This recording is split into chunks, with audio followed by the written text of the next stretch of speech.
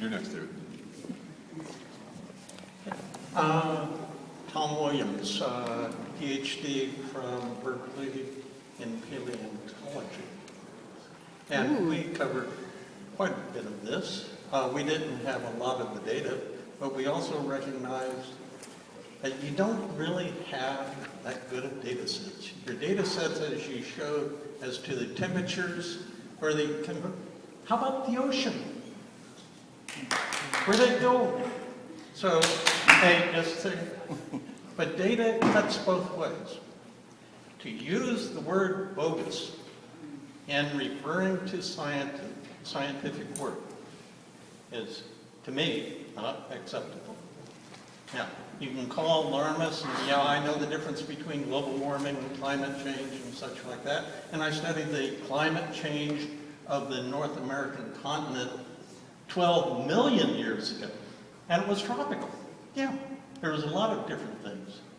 But when you say data, we don't have the data to make the conclusions that you're making, nor many of the other. But it's our best guesses. And in science, your best guess may not be correct, and hopefully you're going to do things that will show that it's wrong, maybe. We're supposed to be proving that things are wrong. But we always have to have a hypothesis that's going to replace the hypothesis that we say is wrong. Where is the hypothesis regarding what is generating the CO2 and how it will work? Because the oceans are a big blank in everybody's data sets. And yeah, we didn't even have satellites. We got to see the first real weather satellites in 1968, 70. So I might say a lot of this is, where's the model to replace the one that you say is bogus? That was a question. If you just take one item, for example, hurricanes. No, hurricanes depend upon data. And yeah, you only We've have got data on very limited. hurricanes. And if you look at the data, you find that there's no evidence whatsoever that there's an increased frequency or an intensity of hurricanes as the ocean warms. There's none. False. And so it's bogus. That whole claim is bogus. It turns out that when I published my book, Assessing Climate Change, the publisher asked me to do a review of Al Gore's film, and I put it in an appendix. And I watched this film about 10 times, and I took notes on it, and I, step by step, listed the key points in this film, and then I analyzed it and found just about almost all of it was bogus. For example, he says that the loss of the glacier on Kilimanjaro was due to global warming. It turns out the temperature on the top of Kilimanjaro is always below freezing, so it never melts. Now, what you have in Kilimanjaro is a constant battle between the sun coming in and tending to sublime the ice into vapor versus snowfall dropping more ice on. And over the thousands of years, the top of Kilimanjaro, as we know from geological evidence, is built up and diminished and built up and diminished. And over the last 100 years, the wind patterns have been dropping less snow in Kilimanjaro, and the sun is causing it to vaporize. And there's nothing to do with global warming because it never gets above freezing. So that's one example of where Al Gore was just totally and completely scientifically wrong. And if you go through his film, you find most of it is in that category. Okay, we've got time for, looks like about 10 more questions. But the microphone cord is not going to stretch to everybody, so this is going to be the microphone seat. If I can ask Dave to come up here and take the microphone seat, and then the next people, if I can ask you to line up right here. And we'll try and get to everybody in the next 20 minutes. The hot seat. I don't see the point to it. People have rigid viewpoints and nobody's being convinced one way or the other, I'm bored. Talk about Really ready to rigid. go. Well, Dr. Rapp, I've really looked at your resume, your accomplishments and so on. You are a very accomplished person.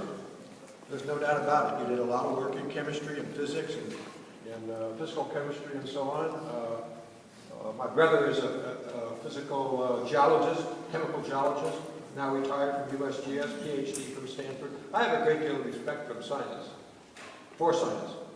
But I'm a little concerned about the tone of your discussion this evening, because I might agree or disagree with the various presentations of graphs and so on.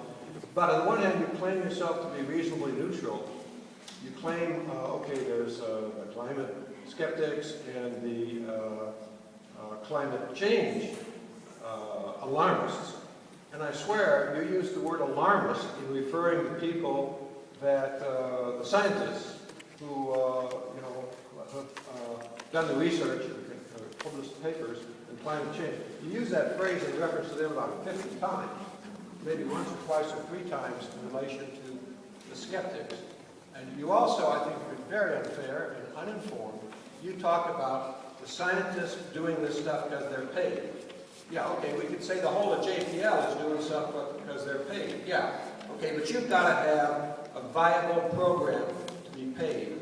Now let's talk about who's getting paid to do the skeptical research. ExxonMobil and the fossil fuel companies. Now, quite frankly, I have a lot more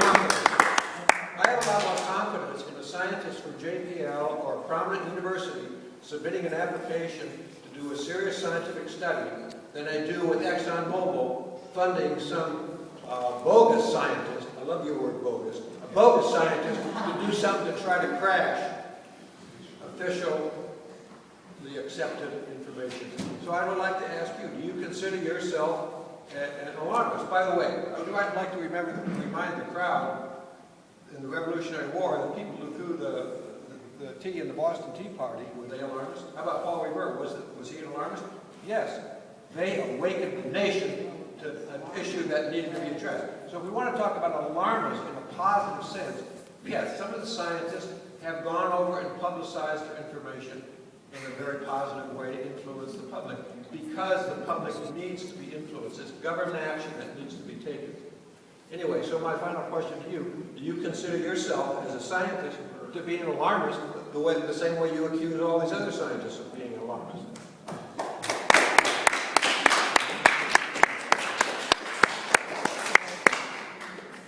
Well, I'm kind of alarmed at the way people who are not knowledgeable have jumped to conclusions and just kind of voted based on important people saying that global warming is going to destroy the world, so they believe it. I've looked at the data. I don't believe it necessarily. I do think it's a possibility. I think that rising sea level could it possibly occur. There's no evidence that it could be dramatic, as the alarmists claim. But I would put one other thing to you, which is this. Let's suppose what I call the alarmist position is right, and there's all these terrible plagues visited upon mankind by global warming. What are you going to do about it? How are you going to provide 7 billion people growing to 9 billion, growing to 10 billion, energy demand doubling and tripling? How are you going to provide them with energy? And if you tell me solar and wind, I think you're blowing it. That's what scientists are working on. Sure, yeah.